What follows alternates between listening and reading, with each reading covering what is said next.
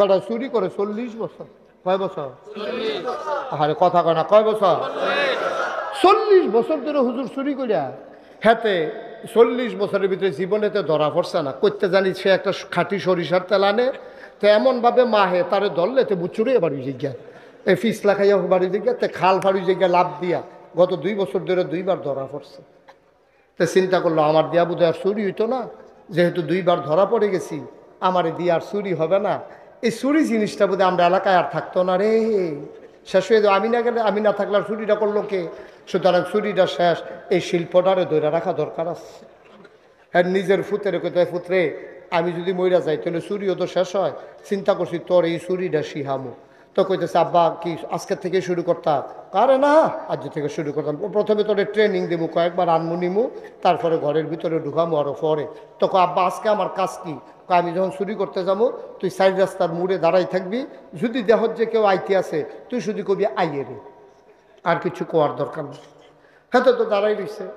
তার আব্বা ঘরের ভিতরে যখন ঢুকবে মাত্র মাথা দিছে, এমন সবাইতে সিলান দিছে আইয়া রে, আইয়া রে কইছে। তারা বইটা দিছে দৌড়, দৌড় দিয়ে দুজনে রেল স্টেশন গিয়া গামতে গামতে খাড়াইছে। শাহাতলি রেল স্টেশন। তার বাহিজি গেতেছে পুত্রে তোরে না কইলাম কেউ রে দেখলে কইবি যে আইয়ে রে, কারে দেখছ? ছেলেরা কানতে আছে। কারে কারে দেখছ কস না, নাম কস না। সন্তান চোখের পানি ছেড়ে দিয়ে কাঁদে, ডাক দিয়া আব্বা। ডাইনে তাকাইলাম দেখি কেউ নাই, বামে তাকাইলাম দেখি কেউ নাই, সামনে তাকাইলাম কেউ নাই, পেছনে তাকাইলাম দেখি কেউ নাই। হঠাৎ করে উপরের দিকে নজর চলে গেল, আমার মনে হইল কেউ যেখানে দেখে না ওখানে যেন আমার আল্লাহ তাকিয়ে আছে।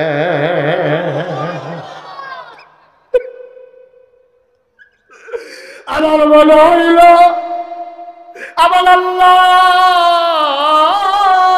যেন তাকিয়ে আছে। এই জন্য আমি চিৎকার করেছি। এবার সন্তানকে জড়াইয়া ধরছে বাবা।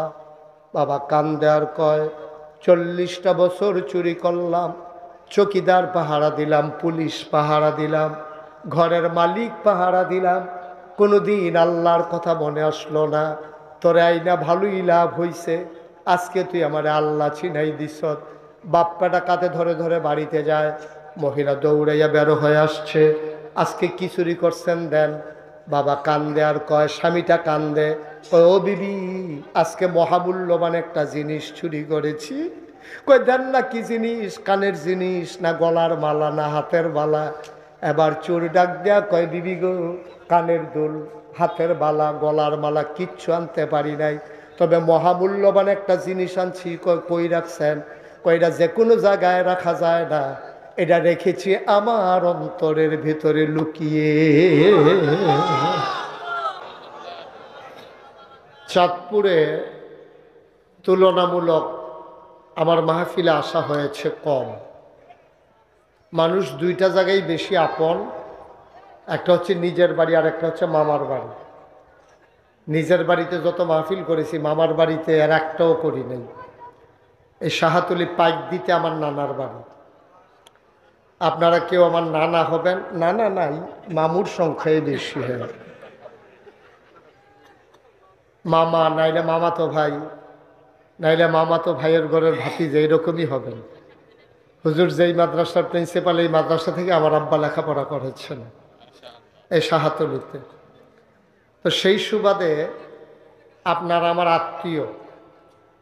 এই আত্মীয়তার কারণে এখানে কথা বলার পরও আমি কিচ্ছু কইতে আসি না হলো, কারণ যেহেতু আত্মীয় এই জন্য কিছু বলতেছি না। কিন্তু এখনো এই যে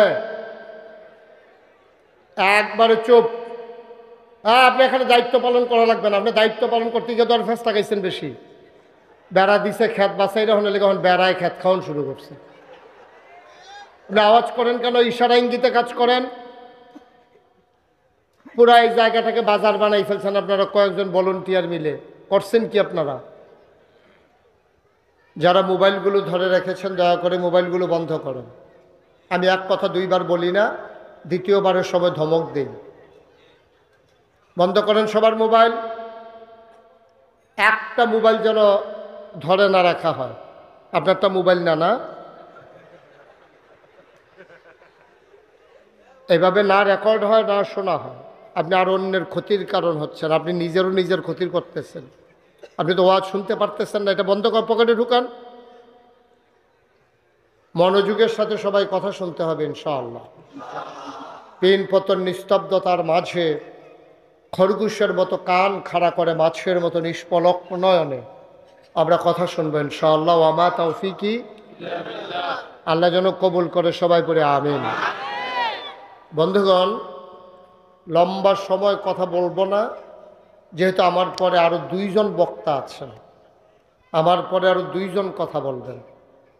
তা আমি যদি লম্বা সময় নেই, ওনাদের জন্য ক্ষতির কারণ হবে, আপনাদেরকেও নির্ঘুম রাত কাটাতে হবে। আমি চেষ্টা করব কম সময়ের ভিতরে কিছু কথা বলার জন্যে, যেগুলো আমার জন্য দরকার এবং আপনাদের জন্য দরকার। আল্লাহ যেন কবুল করে, সবাই পড়েন আমিন। বন্ধুগণ, আল্লাহ তাবারক ওয়া তাআলা এই দুনিয়ার ভিতরে মানুষ বানানোর পরে মানুষকে একটা জীবন বিধান, সংবিধান দিয়েছেন। ইতিমধ্যে আমাদের জেলামীর তিনি অত্যন্ত সুন্দর করে বলেছেন যে মানুষ চলবে কি, কোন পথে, খাবে কি, করবে কি, যাবে কোথায়, সব কিছু যিনি জানেন তিনি কে? যেহেতু আল্লাহ মানুষকে তৈরি করেছেন, আল্লাহ জানেন মানুষ কোন পথে গেলে জান্নাত, কোন পথে গেলে জাহান্নাম, কোন পথে গেলে লাভ আর কোন পথে গেলে লোকসান, কোন পথে ভালো, কোন পথে মন্দ, কোন পথে কল্যাণ, কোন পথে অকল্যাণ, কোন পথে শিরক বিদআত, কোন পথে তাওহীদ রিসালাত, কোন পথে কুফর আর কোন পথে ইসলাম জানানোর জন্য আল্লাহ তাবারক ওয়া তাআলা মানুষকে অনেকগুলো মাধ্যম দিয়েছেন। এর ভিতরে অন্যতম মাধ্যম হলো মানুষের আকল, বোঝ, বিবেচনা, ভালো মন্দ বোঝার ক্ষমতা, যেটাকে শরীয়তের ভাষায় বলা হয় ফিতরাত। মানে জন্মগতভাবেই তার একটা জ্ঞানের আধার আল্লাহ তার বিবেককে দান করেছেন। আপনি এমন জায়গায় আছেন যেখানে দুনিয়ার কোনো মানুষ নাই, আপনি একা গভীর জঙ্গলের মাঝে আপনি দাঁড়িয়ে আছেন। এখন ক্যাবলা কোনটা আপনি জানেন না, তখন আপনার বিবেক যেই দিকে সায় দেয় সেই দিকেই আপনাকে ক্যাবলামুখী হয়ে নামাজ পড়া লাগবে। আপনি মনে করবেন ওইটাই আপনার ক্যাবলা। এটা ভুল হোক আর শুদ্ধ হোক, যেহেতু জিজ্ঞেস করার কেউ নাই, তা আপনি যাবেন কই? আপনি আন্দাজ করে আপনার বিবেক যেখানে সায় দেয় ওটাকেই ক্যাবলা বানিয়ে, অর্থাৎ ওই মুখী হয়ে আপনি আপনার ইবাদত বন্দেগী করবেন। বন্ধুগণ, এই মানুষগুলো যেন জান্নাতে যেতে পারে, এজন্য আল্লাহ তাবারক ওয়া তাআলা মহামূল্যবান যে কিতাব দিয়েছেন তার নাম হচ্ছে কোরআনুল কারীম। এই কোরআনুল কারীম দিয়েছেন আল্লাহ মানুষের জীবন বিধান, সংবিধান হিসাবে। এই কোরআনের ভিতরে 114টা সূরা আছে। এই কোরআনের ভিতরে 6666 আয়াত আছে। এই কোরআনের ভিতরে 500 আয়াত আছে আলাদা করে, এগুলাকে বলা হয় আহকামুল কোরআন। অর্থাৎ করো, কইরো না, খাও, খাইও না, যাও, যাইও না, ধরো, ধরো না, এই রকম হুকুম আছে 500। কয়শো? আপনি বলবেন না কয়শো? উনি একবারে টাস্কি লেগে গেছে কেন? সবাই মিলে আমরা কথা বলবো। মঞ্চে যারা আছেন তারাও কথা কইেন ইনশাআল্লাহ। কারণ আমি অনেক জায়গাত মাহফিলে যখন দেখছি যে মঞ্চের তারা কথা কয় না, তখন নিচের থেকে কইন্য উঠাইয়া না কইন্ডারে না নামাইয়া দিই। এখন দেখবেন সবাই কইব। এখন নামনের ডরে কোয়ার সম্ভাবনা আছে। সবাই কন আমিন। এই যে কইলাম না, এখন দেখবেন কইব। কি আওয়াজটা হইতে আছে? বলেন মারহাবা। এটাকে বন্ধ করেন। আপনি চালাইতে হলে যেভাবে আছে এভাবেই, ডিস্টার্ব করা যাবে না। এটাকে ধরতে গেলে বন্ধ করে দিতে হবে। পড়েন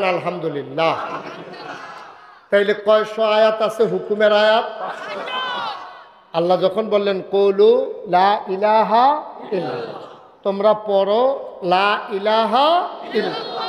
আমরা সবাই পড়েন লা ইলাহা মুহাম্মাদুর। এটা পড়ার পরে এখন আমাদের কি দায়িত্ব, কাজটা কি আমাদের? নবীর নাম শুনলে আমরা কি পড়ব?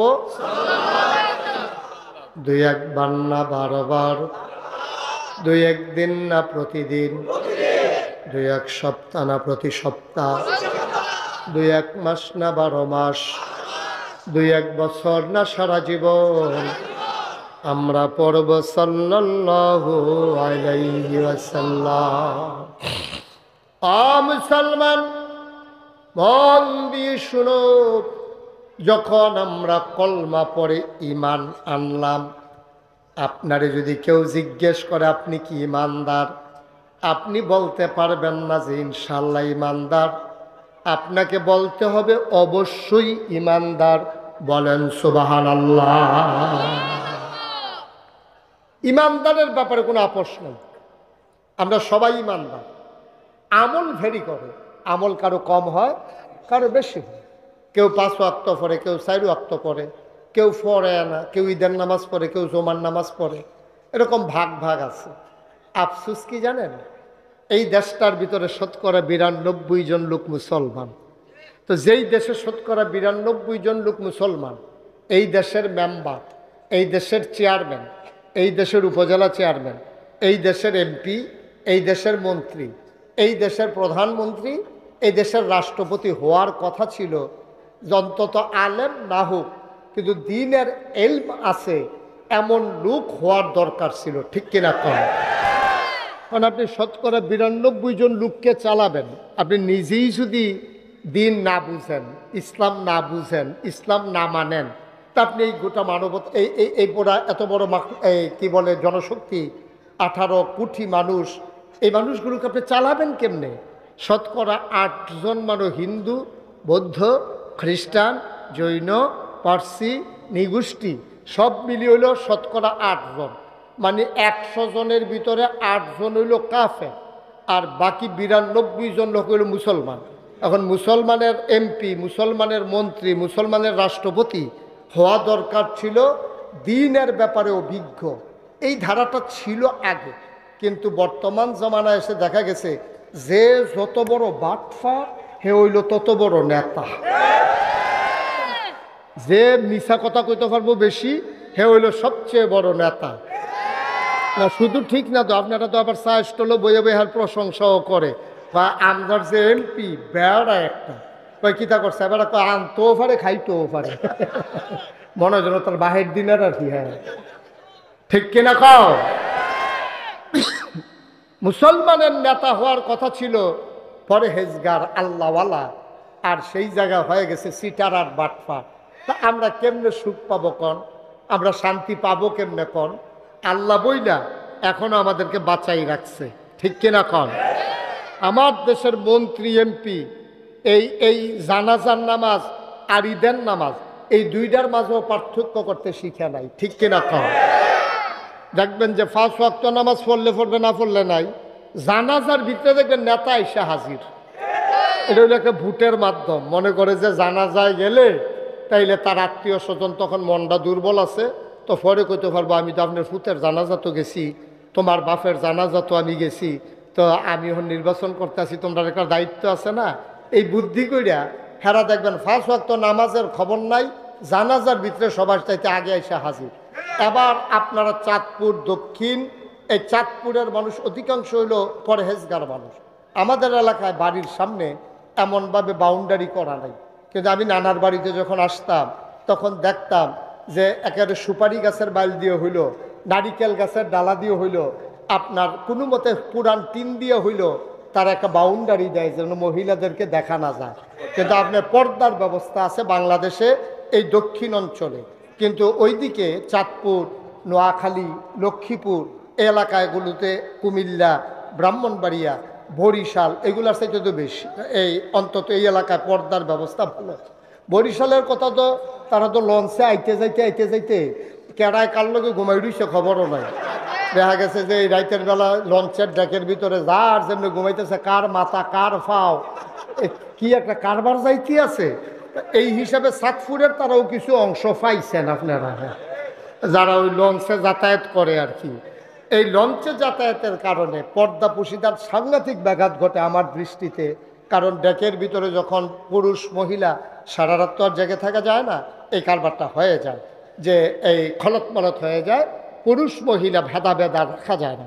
কিন্তু এই চাঁদপুরের মানুষ, নোয়াখালী লক্ষ্মীপুরের মানুষ আলেম প্রিয়, এবং এখানে আলেমও বেশি, ইসলাম প্রিয়।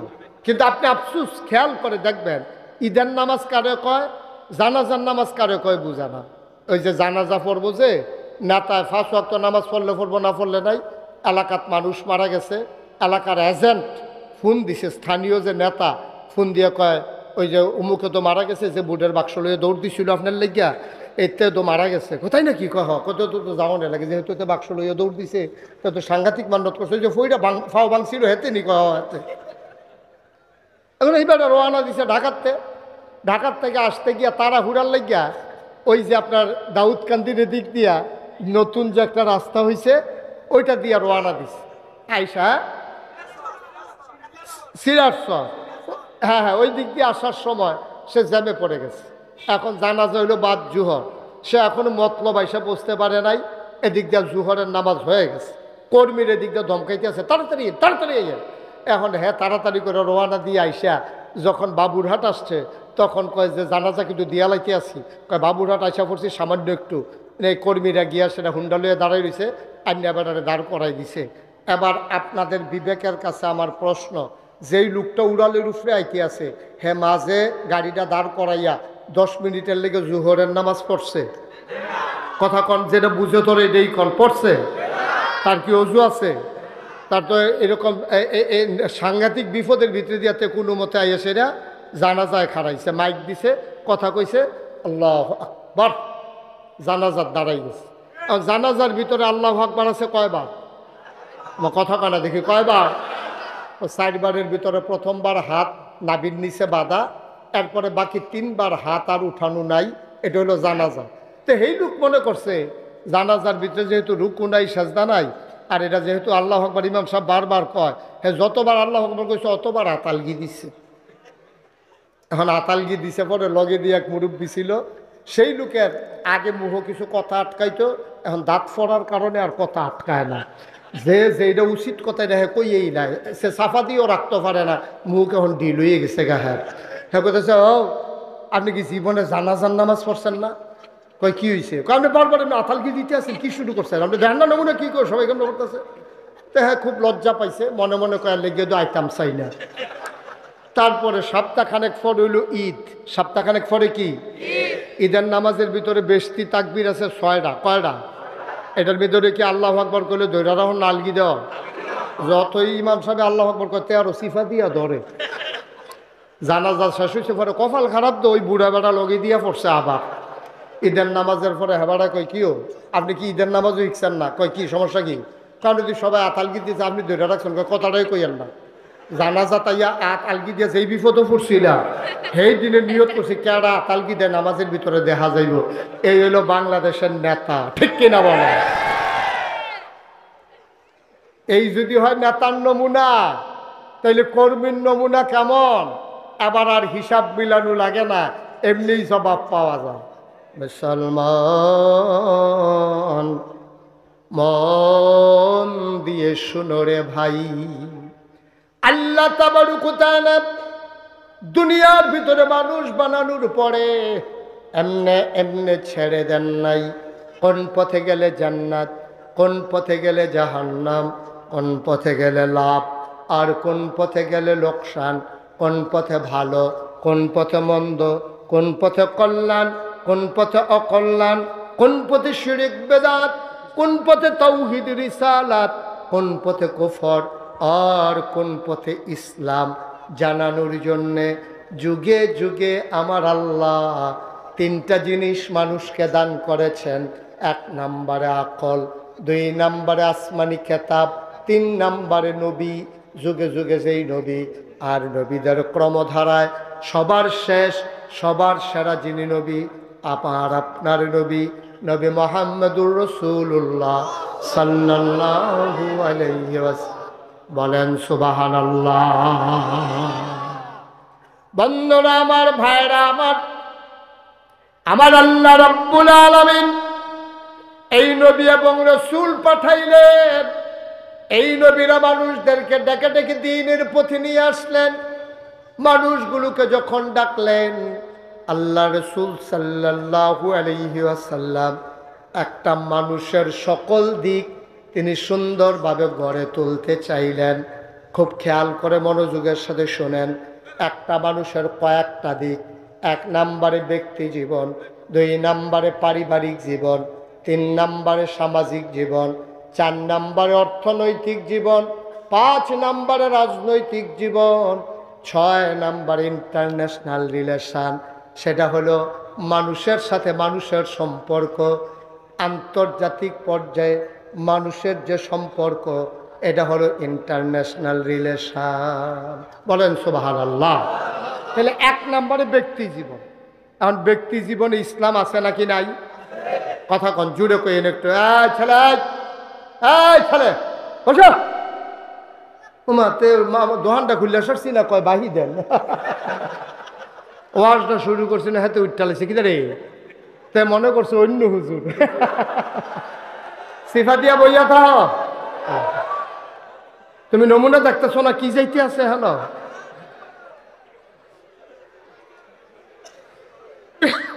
মারহাবা কন, যেরকম মারহাবা। তো যেই কথাটা বলতেছিলাম, ব্যক্তি জীবন। ব্যক্তি জীবন মানে কি? শুধু আমি, এটার কয় ব্যক্তি জীবন। আমি মুশতাক ফয়েজ, এই যে হুজুর, এই আমরা হইলাম ব্যক্তি জীবন, যার যারটা তারটা। এখন ব্যক্তি জীবনে ইসলাম আছে নাকি নাই? ব্যক্তি জীবনে মানুষের 2টা অংশ, একটা হচ্ছে সুরিপু আর একটা হচ্ছে কুরিপু। প্রতিটা মানুষের মাঝে 2টা জিনিস বাস করে। প্রতিটা মানুষ একটা প্রাণী, এটার ভিতরে মনুষ্যত্ব বাস করে, আবার পশুত্ব বাস করে। যেমন শিয়াল, কুকুর, এটাও প্রাণী। মশা, মাছি, এটাও প্রাণী। আপনি মানুষ, আপনিও প্রাণী। পার্থক্যটা কি? পার্থক্য হলো প্রাণ থাকলে প্রাণী হয়, মন না থাকলে মানুষ হওয়া যায়। আমরা যেহেতু মানুষ, আমরা পশু প্রবৃত্তিকে দমন করে পশুত্বকে বিসর্জন দিয়া মনুষ্যত্বের বিকাশ ঘটানো, এটাই হলো মানুষ। সুবহানাল্লাহ বলবেন না? তো ব্যক্তি জীবনে আপনি মনুষ্যত্বের বিকাশ ঘটাবেন কেমনে? যেমন লোভ, এটা একটা সহজাত প্রবৃত্তি। লোভ সব মানুষের মেজাজ। আমি যে ফির সাহেব, আমার ভিতরেও আছে। উনি যে প্রিন্সিপাল হুজুর, ওনার ভিতরেও আছে। কেউ এর কম লুবে ধরে, কেউ এর বেশি লুবে ধরে, কেউ এর 100 টাকা দিয়ে পানিত নামন যায়, আর কেউ এর না হইলে 1 লাখ লাগে আর কি। নামতে বাধ্য সবাই, ঠিক কিনা? তো এটার থেকে ফিরে আসতে হলে আপনাকে কি করা লাগবে? আপনার মনুষ্যত্বের বিকাশ ঘটাইতে হবে। আর অন্তরে আপনার একটা জিনিস থাকা লাগবে, এটার নাম হলো আল্লাহর ভয়।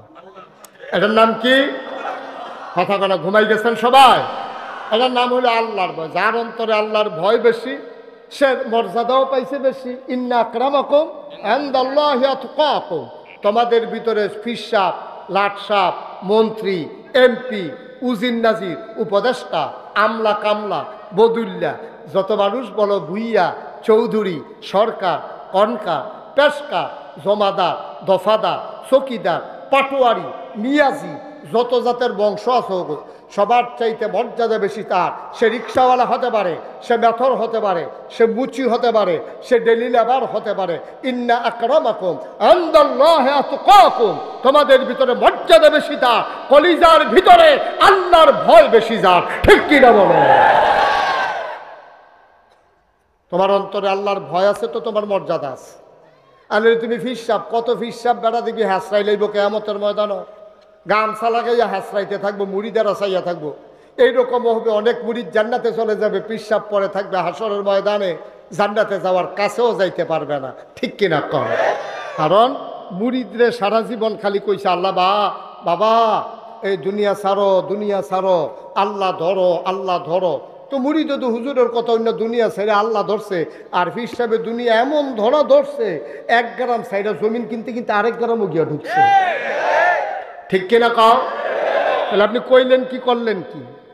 আপনি বললেন কি আর করলেন কি? ওই যে আপনার নেতাটার মতো, দেখছেন না?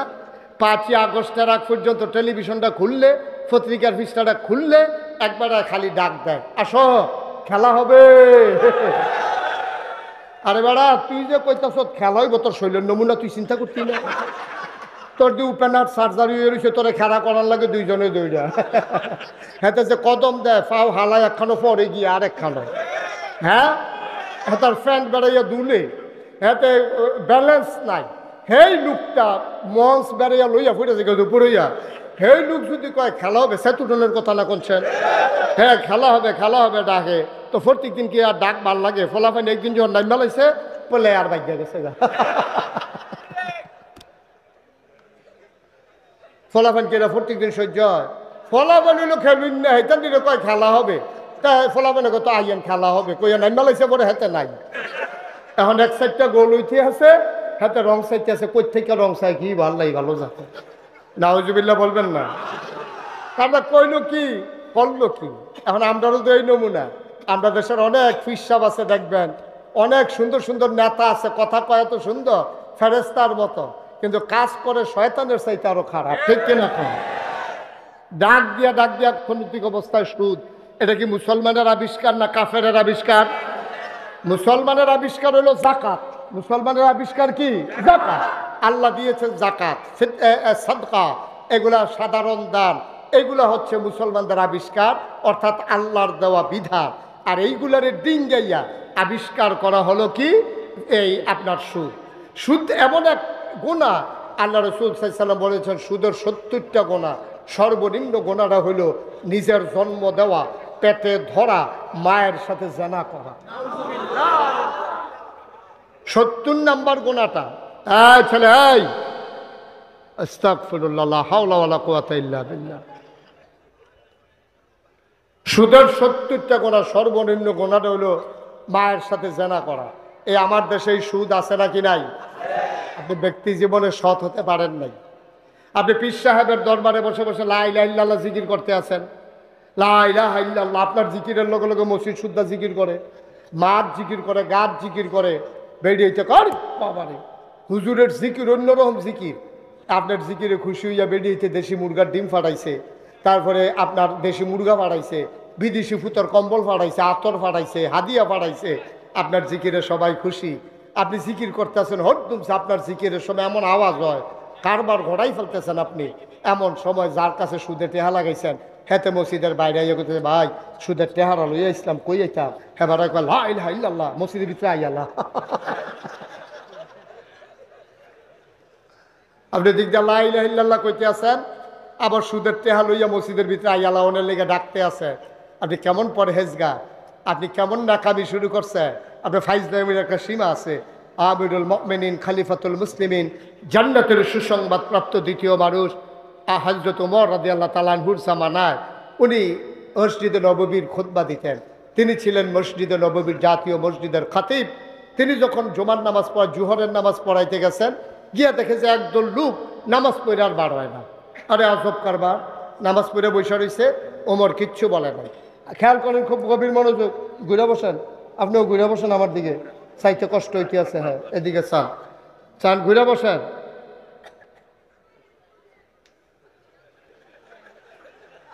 কথা কন যাবে না, আমিন কর।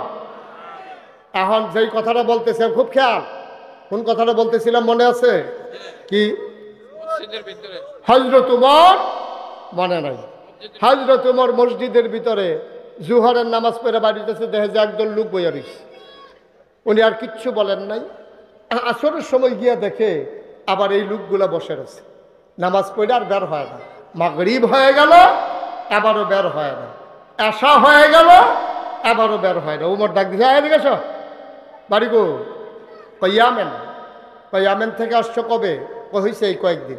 কত মসজিদের ভিতরে কি করো? জুহরের পরেও দেখলাম বের হও না, আসরের পরেও বের হও না, মাগরিবের পরে আসার পরে বের হও না, খাও কই? তাই যে আমরা যে আল্লাহ বিল্লাহ করি, জিকির আজকার করি, আমরা আল্লাহর উপরে ভরসা করে আল্লাহ বিল্লাহ করতে আসি।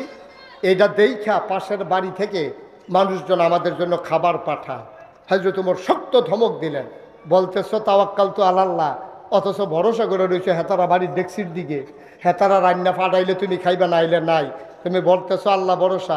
তোমার কেই হুকুম দিছে যে তুমি কামাই রোজগার বাদ দিয়া মসজিদে বৈশা বৈশা ওই অন্য মানুষ খাবার দেবে এই আশায় তোমারে বসে বসে জিকির করার জন্য অনুমতি কে দিছে? নামাজ শেষ হয়েছে, ফান্তাশিরু ফিল আরদ, তুমি জমিনে বের হয়ে যাও। জমিনে বের হয়ে তুমি চাষাবাদ করো, তুমি কৃষক চাষাবাদ করো, তুমি ব্যবসায়ী ব্যবসা করো, তুমি দোকানদার দোকানদারি করো, তুমি অফিসে চাকরি করো, অফিস করো, তুমি হুজুর তুমি মাদ্রাসায় ডিউটি করো। তোমার কে দায়িত্ব দিছে জুহরের পরে বৈশা রইছো মসজিদে, আসরের পরেও বৈশা রইছো মসজিদে, মাগরিবের পরেও বৈশা রইছো মসজিদে। তুমি কামাই রোজগার করো কখন? তুমি খাও কোত্থেকে? কই যে মাইনসে দেয় আল্লাহর উপরে ভরসা করে বইয়া রইছি, হ্যাঁ তার আমরা জিকির হই না, তসবি তাহালির হই না, তার আইন আমরা সাইদা সাইদা দেয়, আমরা আল্লাহর উপরে ভরসা করে বৈশা রইছি। ওমর কয় মনে একটা মুখে একটা, এই দুই ধরনের কথা বলবা না। তোমাদের ভরসা আল্লাহর উপরে না, তোমাদের ভরসা হলো মানুষের ডেক্সির ভিতরে, ঠিক কিনা কয়? তোমাদের ভরসা হইলো তারা দিলে তোমরা খাইবা, আর না দিলে তোমরা না খাইয়া থাকা লাগবে। এই জন্য মাঝে মাঝে চিল্লান দিয়ে আল্লাহ কয় যেন বাইরের তারা হুনে হুন্ডার জন্য খানা বানায়। কে দিছে অনুমতি? কামাই করো, রোজগার করো, বসে বসে খাওয়ার কোনো সুযোগ নাই। ইসলাম এটাকে সমর্থন করে না। আল্লাহ নবী একদিন বসে বসে খাবারের অপেক্ষায় ছিলেন, একটা প্রমাণও দিতে পারবা না। আল্লাহ রসুল সাল্লাল্লাহু আলাইহি ওয়াসাল্লাম তিনি পরিশ্রম করেছেন, তিনি কষ্ট করেছেন, তিনি নিজে মেহনত করেছেন, মানুষের বাড়িতে কাজ করেছেন। ওই ইহুদির কাছ থেকে তার কূপের পানি উঠাইয়া তার থেকে সামান্য খেজুরের বিনিময়ে তিনি দায়িত্ব পালন করেছেন। তিনি পরিশ্রম ছাড়া একবেলাও খাইতে চাননি, তিনি বসে বসে সময় কাটাননি। মুসলমান ব্যক্তি জীবনে তুমি সৎ হও, তুমি সোনার মানুষ হও, আল্লাহর ভয় তোমার অন্তরে জাগিয়ে নাও, তাইলে তুমি হয়ে যাবা সোনার মানুষ। আল্লাহ তাবারক ওয়া তাআলা কয়া আইয়ুহান নবী, হে নবী, আত্তাকিল্লাহ, আপনি ভয় পাবেন আল্লাহরে। এখানে একটা চিকন কথা আছে। কেন আল্লাহ বললেন আল্লাহকে ভয় পাওয়ার জন্য? কেন বললেন না তুমি ভয় পাবা পীর সাহেবকে? কেন বললেন না মাকে ভয় পাবা? কেন বললেন না আব্বাকে ভয় পাবা? কেন বললেন না সমাজপতিকে, রাজনীতির নেতারে ভয় পাবা? কেন বললেন আল্লাহকে ভয় পাবা? যদি আল্লাহ বলতো এই শাহাতলির মানুষ তোমরা ভয় পাবা নাগাইশের পীর সাহেব মুশতাক ফয়েজিরে, তাইলে আপনারা পাহারা দিতেন। কোন সময় মুশতাক ফয়েজি আসবে? বছরে আসবে একবার, থাকবে 3 ঘন্টা। আপনারা 3 ঘন্টা ভালো হয়ে থাকাটা সহজ, কিন্তু 12 মাস আপনারা ভালো থাকতেন না, যেহেতু পীর সাহেব 12 মাস আপনাদের কাছে থাকে না, ঠিক কিনা? যদি কইতো যে তুমি ডরাইবে আল্লাহ, রাজ শাহাতলির মানুষ হাজার হাজার জনতা শুনো, তোমরা ডরাইবা আম্মারে, তা আপনি পাহারা দিল নিলে আম্মায় কোন দিন বাপের বাড়ি বেড়াইতো যায়, সেদিন আপনি মন মতো কাজ শুরু করে দিতেন।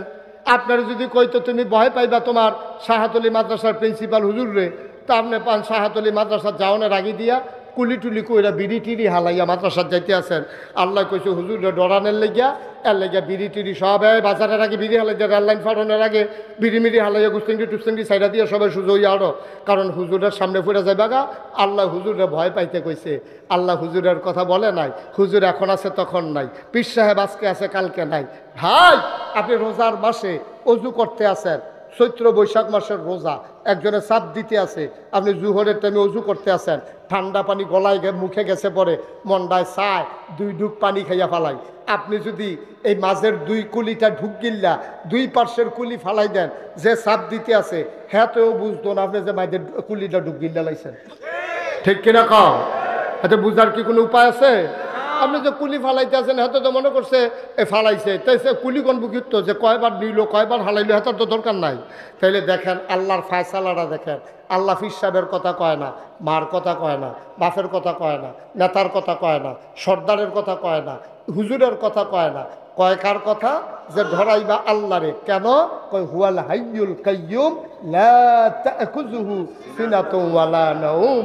কারণ এই আল্লাহ চিরস্থায়ী, তিনি চিরঞ্জীব, তিনি কখনো ঘুমান না, কখনো ঝিমান না।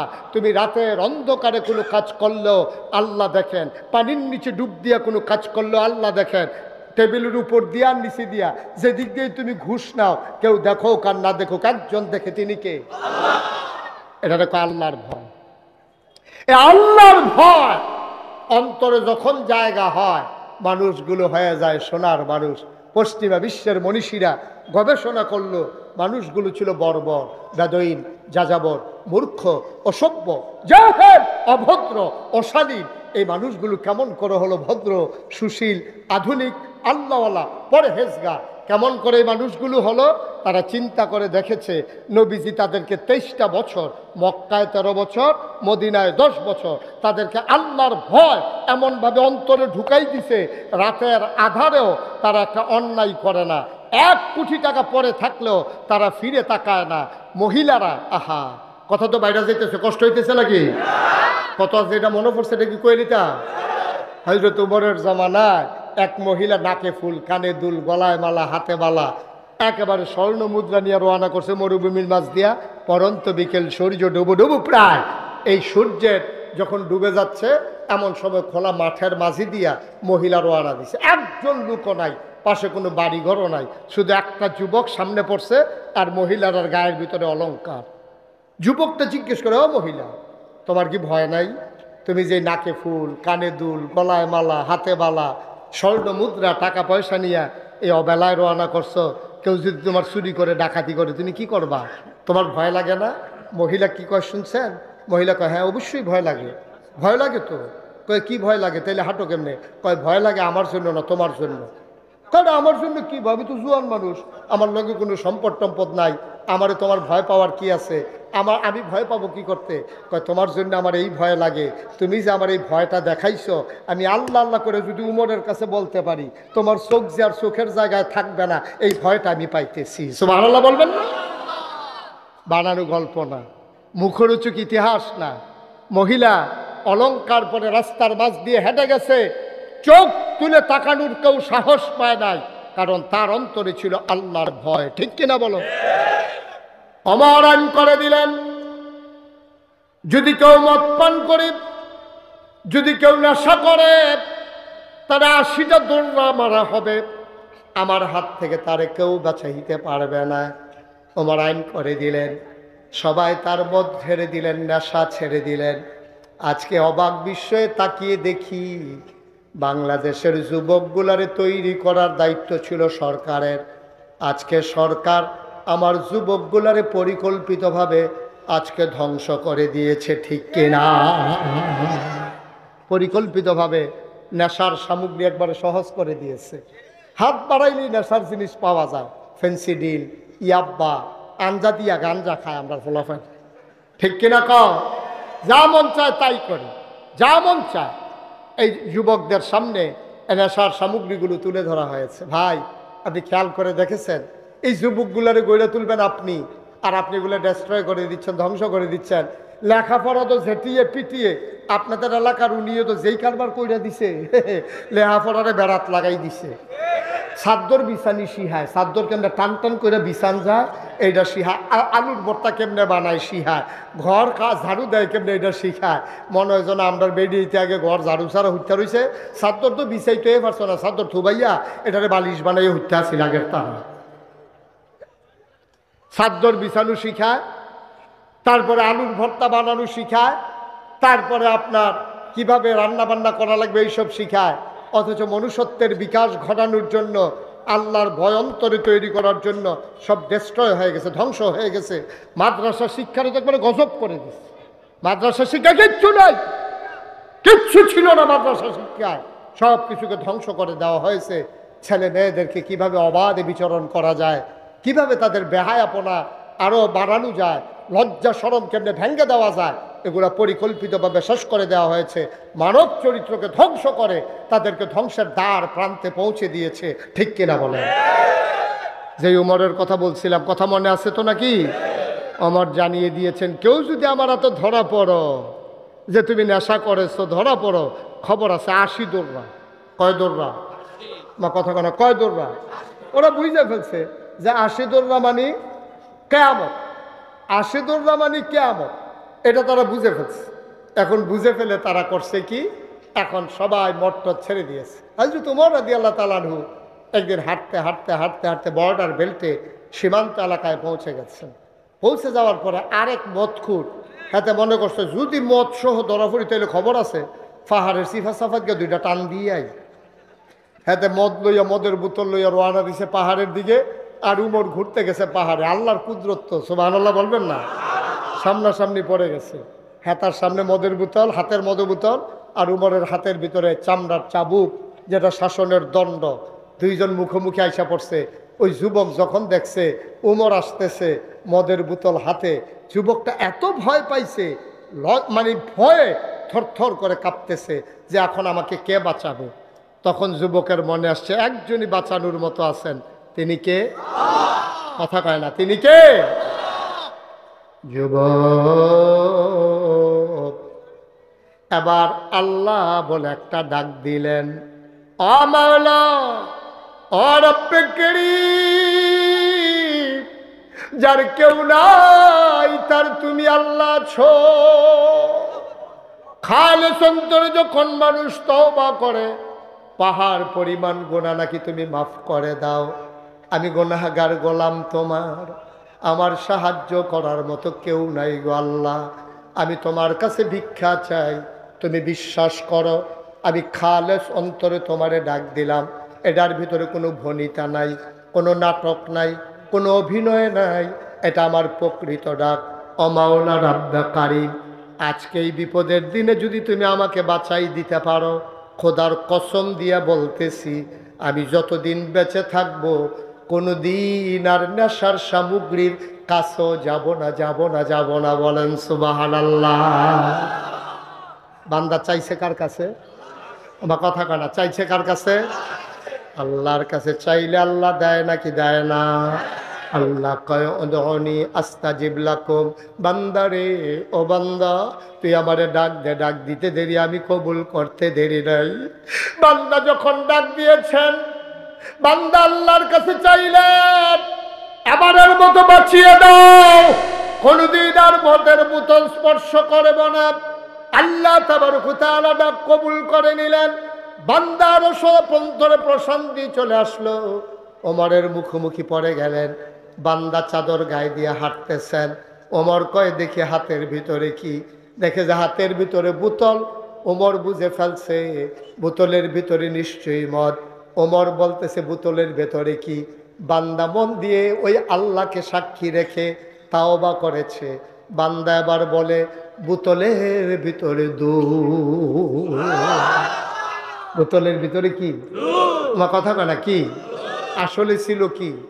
আচ্ছা, মদের দুধ বানাইতে পারে পৃথিবীর কোনো প্রযুক্তি আছে? একজন পারে, তিনি কে? এবার যখন বলছে দুধকে দেখি বোতল, উমরের সন্দেহ হয়েছে তো, বোতল নিয়ে দেখে যে ঠিকই দুধের গন্ধ, মাদকের কোনো গন্ধ নাই। ওমর ছেড়ে দিলেন। তাইলে বুঝা গেল আল্লাহকে ডাকলে আল্লাহ দিয়ে দেন। সিদ্ধান্ত নেবার পালা, এটা ওন ডিসিশন, এটা আমার সিদ্ধান্ত। আমি গুনাহ করব না, এই পৃথিবীতে আমারে কেউ গুনাহ করাইতে পারবে না। ঠিক কিনা? আপনার সিদ্ধান্ত। আল্লাহর ভয় অন্তরে জাগিয়ে নিলেই আপনার জন্য সহজ। কথা যেটা মনে পড়ছে এটা বলে ফেলাই। একবার চুরি করে 40 বছর।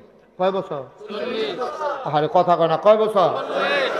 40 বছর ধরে হুজুর চুরি করিয়া হাতে 40 বছরের ভিতরে জীবনেতে ধরা পড়ছে না। করতে জানি সে একটা খাঁটি সরিষার তেল আনে, তো এমনভাবে মাহে তারে ধরলে তে বুচুরে বাড়ি জিজ্ঞা, এই ফিসলা খাইয়া বাড়ি জিজ্ঞা, তে খাল ফাড়ি জিজ্ঞা লাভ দিয়া গত 2 বছর ধরে 2 বার ধরা পড়ছে। তো চিন্তা করলো আমার দিয়া বোধ আর চুরি হইতো না, যেহেতু 2 বার ধরা পড়ে গেছি, আমারে দিয়ে আর চুরি হবে না। এই চুরি জিনিসটা বোধ আমরা এলাকায় আর থাকতো না রে, শেষ হয়ে যাবে। আমি না গেলে, আমি না থাকলে আর চুরিটা করলো কে? সুতরাং চুরিটা শেষ, এই শিল্পটারে ধরে রাখা দরকার আছে। হ্যাঁ, নিজের ফুতেরে কোথায় ফুতরে আমি যদি মইরা যাই তাহলে চুরিও তো শেষ হয়। চিন্তা করছি তোর এই চুরিটা শিহামো। তো কইতেছে আব্বা কি আজকের থেকে শুরু করতাম? আরে না, আজ থেকে শুরু করতাম। প্রথমে তোরে ট্রেনিং দেবো, কয়েকবার আনমু নিমু, তারপরে ঘরের ভিতরে ঢুকামো আরো পরে। তো আব্বা আজকে আমার কাজ কি? আমি যখন চুরি করতে যাবো তুই সাইড রাস্তার মুড়ে দাঁড়াই থাকবি, যদি দেহ যে কেউ আইতে আছে তুই শুধু কবি আইয়ে রে, আর কিছু কোয়ার দরকার নেই। হ্যাঁ, তো দাঁড়াই রইছে।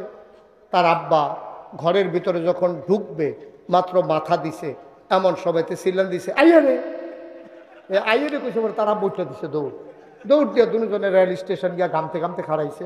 শাহাতলি রেল স্টেশন তার বাহিজি গেতেছে পুত্রে তোরে না কইলাম কেউ রে দেখলে কইবি যে আইয়ে রে কারে দেখছ ছেলেরা কানতে আছে কারে কারে দেখছ কস না নাম কস না সন্তান চোখের পানি ছেড়ে দিয়ে কাঁদে ডাক দিয়া আব্বা ডাইনে তাকাইলাম দেখি কেউ নাই বামে তাকাইলাম দেখি কেউ নাই সামনে তাকাইলাম কেউ নাই পেছনে তাকাইলাম দেখি কেউ নাই হঠাৎ করে উপরের দিকে নজর চলে গেল আমার মনে হইল কেউ যেখানে দেখে না ওখানে যেন আমার আল্লাহ তাকিয়ে আছে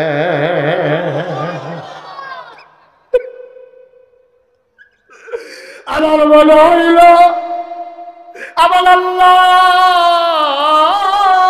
যেন তাকিয়ে আছে এই জন্য আমি চিৎকার করেছি এবার সন্তানকে জড়াইয়া ধরছে বাবা বাবা কান্দে আর কয় 40টা বছর চুরি করলাম চৌকিদার পাহারা দিলাম পুলিশ পাহারা দিলাম ঘরের মালিক পাহারা দিলাম কোনোদিন আল্লাহর কথা মনে আসলো না তোরে আইনা ভালোই লাভ হইছে আজকে তুই আমার আল্লাহ চিনাই দিস বাপ্পাটা কাতে ধরে ধরে বাড়িতে যায় মহিলা দৌড়াইয়া বেরো হয়ে আসছে আজকে কি চুরি করছেন দেন বাবা কান্দে আর কয় স্বামীটা কান্দে কয় ও বিবি আজকে মহামূল্যবান একটা জিনিস চুরি করেছি কই দেন না কি জিনিস কানের জিনিস না গলার মালা না হাতের বালা এবার চোর ডাক দেয়া কয় বিবি গো কানের দুল হাতের বালা গলার মালা কিচ্ছু আনতে পারি নাই তবে মহামূল্যবান একটা জিনিস আনছি কই রাখছেন কইটা যে কোনো জায়গায় রাখা যায় না এটা রেখেছি আমার অন্তরের ভিতরে লুকিয়ে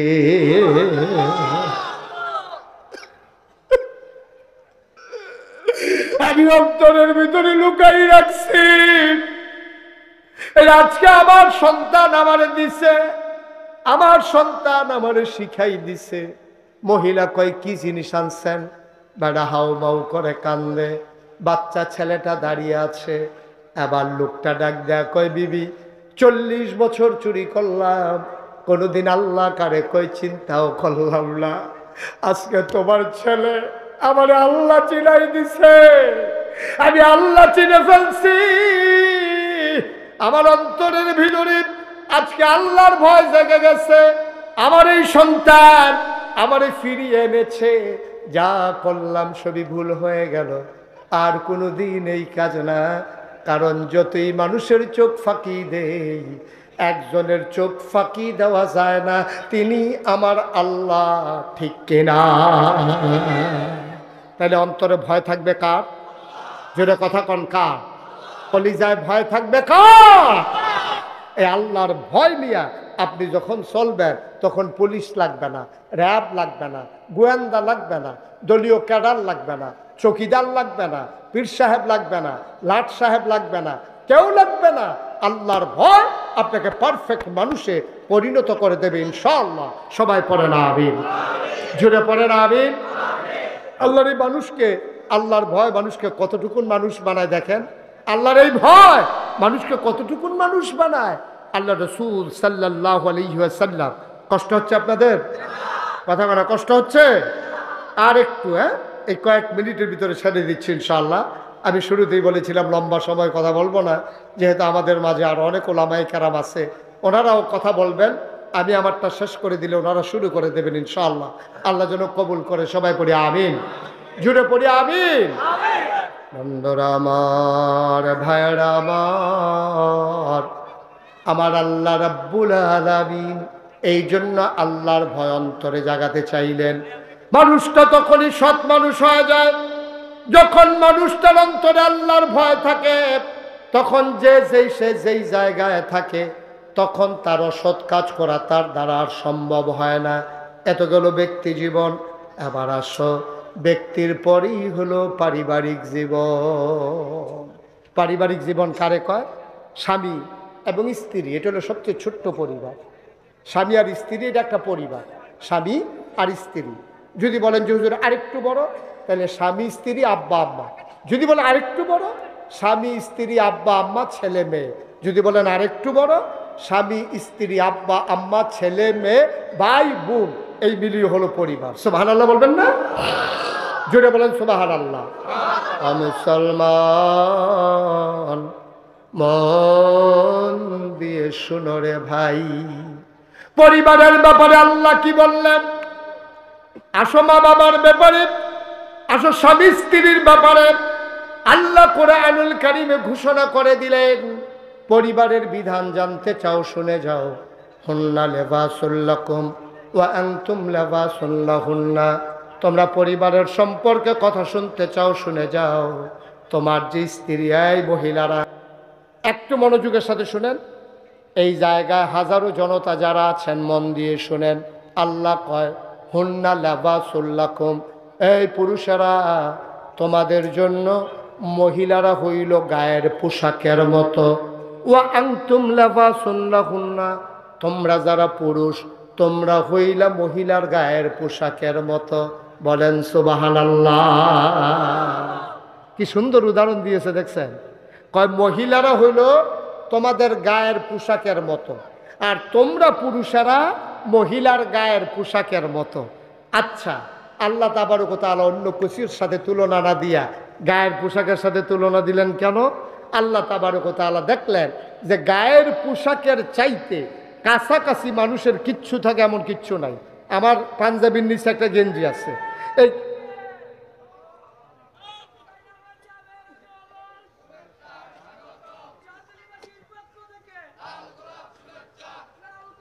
আচ্ছা ঠিক আছে, ওকে, আর লাগবে না, হয়েছে।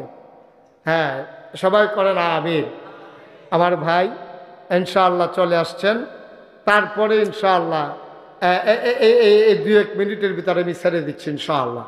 আল্লাহ যেন কবুল করে, সবাই পড়ে না আমিন, জুড়ে পড়ে না আমিন, আরো জুড়ে। তো যেই কথাটা কই হুজুর কই আছেন না? হ্যাঁ, থাকেন সাইয়েন আবার নি জানগা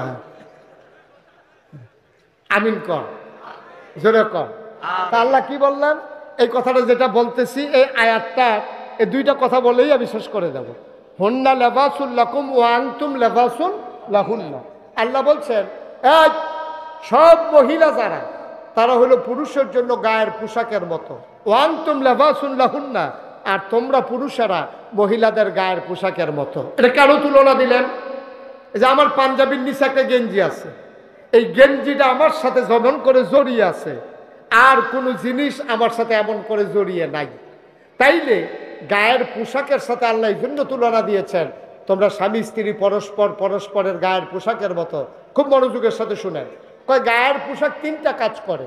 একটা হলো মানুষের লজ্জা ঢেকে রাখে। আমাদের পোশাক আমাদের লজ্জা স্থানগুলো ঢেকে রেখেছে, কথা কি বুঝতেছেন? তো গায়ের পোশাক মানুষের লজ্জা ঢেকে রাখে, 1 নাম্বার। 2 নাম্বারে গায়ের পোশাক মানুষকে আরাম দেয়। 3 নাম্বার, গায়ের পোশাক মানুষের ইজ্জত বাড়ায়। ঠিক কিনা কর? এই জন্য স্বামী স্ত্রীকে গায়ের পোশাকের সাথে তুলনা করা হয়েছে। পুরুষ মহিলার, মহিলা পুরুষের, ইনস্যান্ড আউট, প্রকাশ্য গোপন, যত গোপন গোপন জিনিস আছে স্ত্রী স্বামীরটা গোপন রাখে, স্বামী তার স্ত্রীরটা গোপন রাখে। স্বামী ঘুমাইতে গেলে তার লুঙ্গি কোথায় উঠে যায়, তার নাক কেমন ডাকে, তার অবস্থা কি, এটা কেউ জানে না, স্ত্রী যতটুকুন জানে।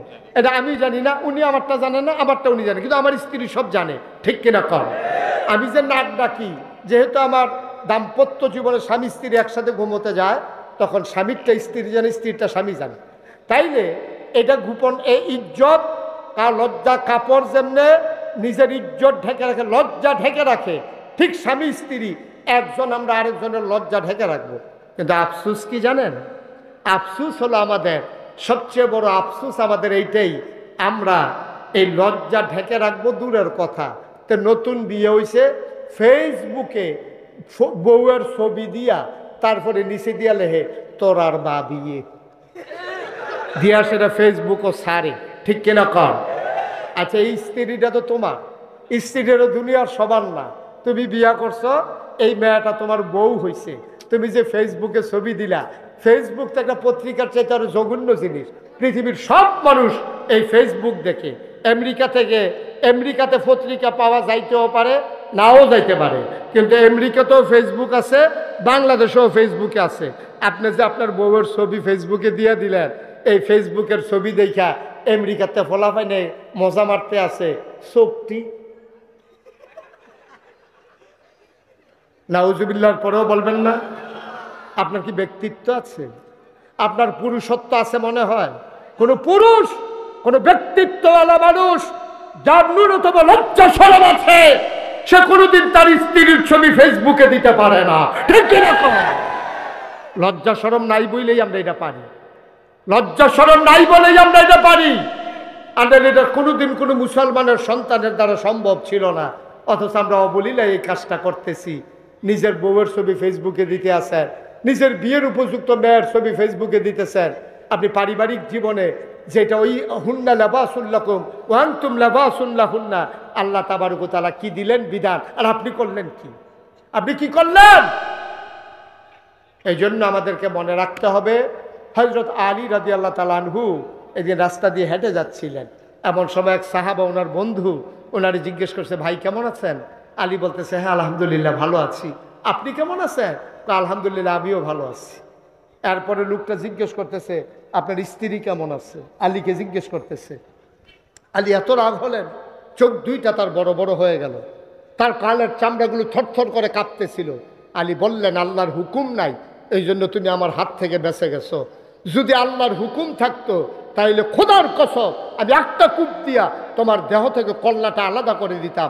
আমার বউ কেমন এটা জানার অধিকার তোমার নাই, ঠিক কিনা বলেন? চিন্তা করেন, ব্যক্তিত্ব কারে কয়? ব্যক্তিত্ব কারে কয়? এটারে কয় ব্যক্তিত্ব। সুতরাং আসুন আমরা সবাই মিলে আমার এই সোনার বাংলাটাকে একটু সুন্দর করে সাজিয়ে নেই। কাগজে পত্রে সোনার বাংলা না রেখে সকল বৈষম্য দূর করে দিয়ে ক্ষমতার মসনদে যারা আরোহণ করে, একদল মানুষ আঙ্গুল ফুলে বট গাছ হয়ে যাবে, আরেক দল মানুষ খেতে পাবে না।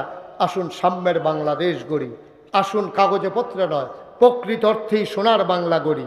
আসুন অসৎ মানুষগুলোর জায়গায় আমরা সৎ মানুষদেরকে দায়িত্বে বসিয়ে দেই। আসুন মানব রচিত মতবাদের বিরুদ্ধে আল্লাহর কোরআনের আইন আমরা চালু করে দেই, ঠিক কিনা বলেন? তাহলেই আমাদের জীবন সার্থক, তাহলে আমাদের জীবন সুন্দর। আসুন সবাই মিলে সোনার বাংলা বিনির্মাণে যাই। আর আমরা জানি এ পথে চলতে গেলে টিটকারি হবে, মস্কারা হবে, বুঝে শুনেই আমরা এ পথে এসেছি।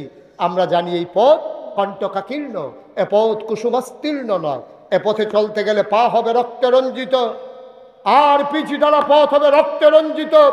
নাফ নদীর স্বচ্ছ স্ফটিকের মতো পানি যেমন করে কাশ্মীরের মুসলমানের রক্তে রঞ্জিত হয়েছে, আরাকানের মুসলমানের রক্তে যেমন করে নাফ নদীর পানি রক্তে রঞ্জিত হয়েছে, আর কাশ্মীরের ঝিলাম নদীর পানি, আর ফিলিস্তিনের গাজার ভূখণ্ডের সবগুলো বাড়িঘর যখন মাটির সাথে মিশে গেছে, তখন এই একখণ্ড বাংলাদেশ থেকে আমরা চিৎকার করে জানিয়ে দিতে চাই, এ পথ কণ্টকাকীর্ণ, এ পথ বড় দুস্তর, এই পথ পাড়ি দিয়ে মঞ্জিলে মকসুদে যেতেই হবে। সুতরাং সিদ্ধান্ত নিয়েই আমরা নেমেছি, এ পথে চলতে গেলে মামলা হবে, হামলা হবে, জেল জুলুম নির্যাতন হবে, প্রয়োজনে জীবন দেওয়া যাবে, ঈমান দেওয়া যাবে না। রাজি আছো কিনা? হাত তুলে দেখাও।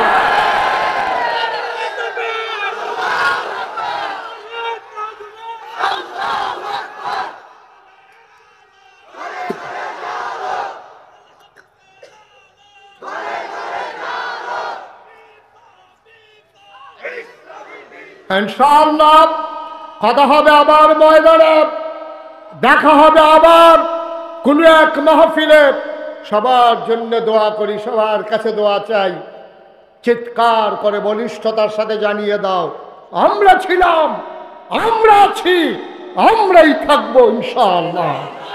সবার জন্য দোয়া। আসসালামু আলাইকুম ওয়া রাহমাতুল্লাহি ওয়া বারাকাতুহু। অনেক বড় বড় উলামায়ে কেরাম আছেন, ওঠা যাবে না, বেয়াদবি করা যাবে না। একজন আলেমকে আনতে অনেক কষ্ট হয়, অনেক কষ্ট হয়। সুতরাং এই কাজটা আল্লাহুম্মা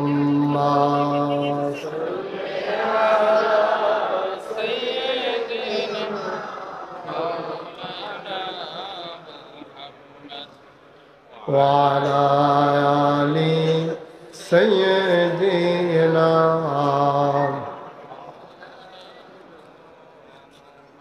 জোরে সুরে মহাব্বতের সাথে গলা ছেড়ে দিয়ে পড়ুন আল্লাহুম্মা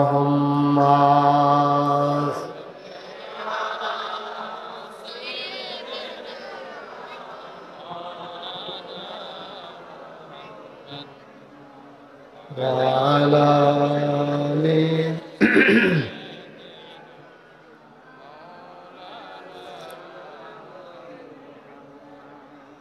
आशिक हुइया पर दौड़ माशुक তোমার মদিনায় आशिक हुइया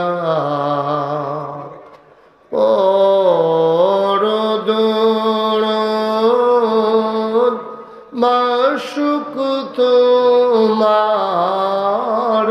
মদিনায়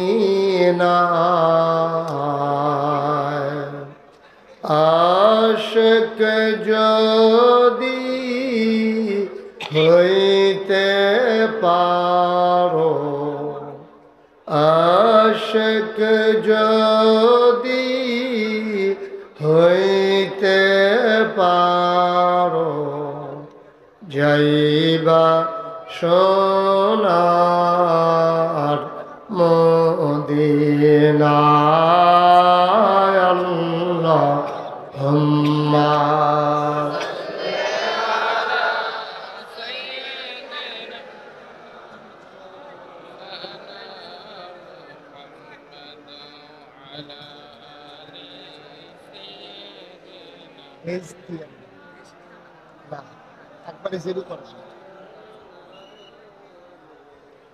وعلى آل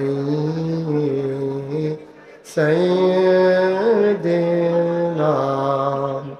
مولانا لا إله إلا الله لا إله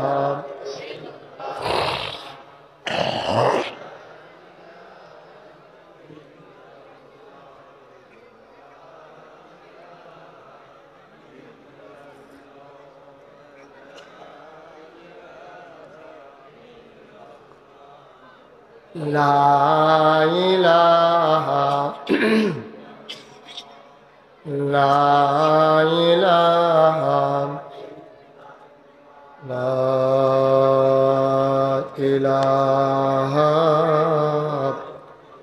إلا الله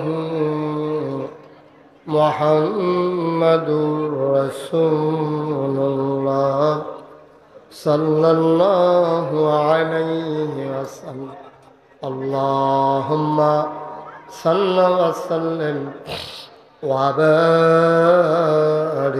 عليه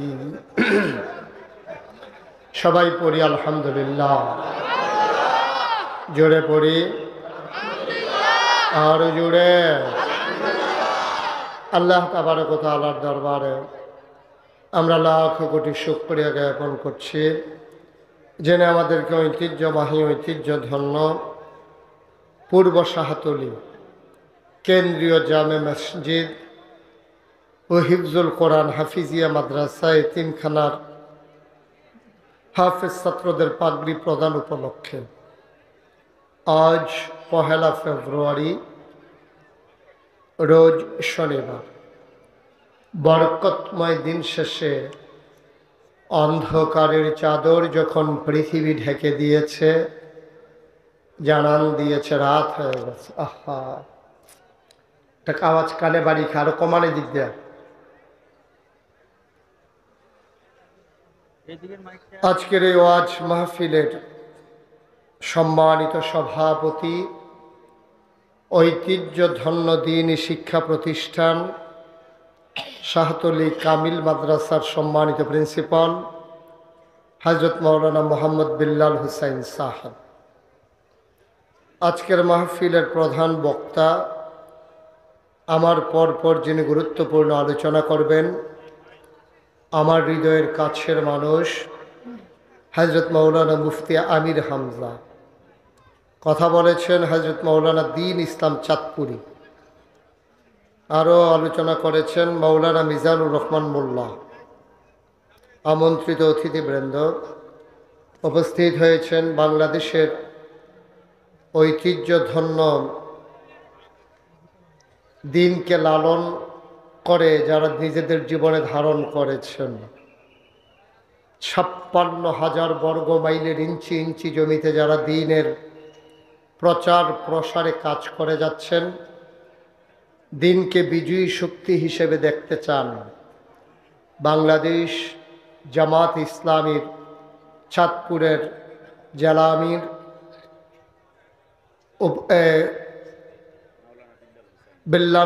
মাওলানা বিল্লাল হুসাইন সাহেব এবং পৌরসভার আমির এবং অন্যান্য পর্যায়ের নেতৃবৃন্দ, উপস্থিত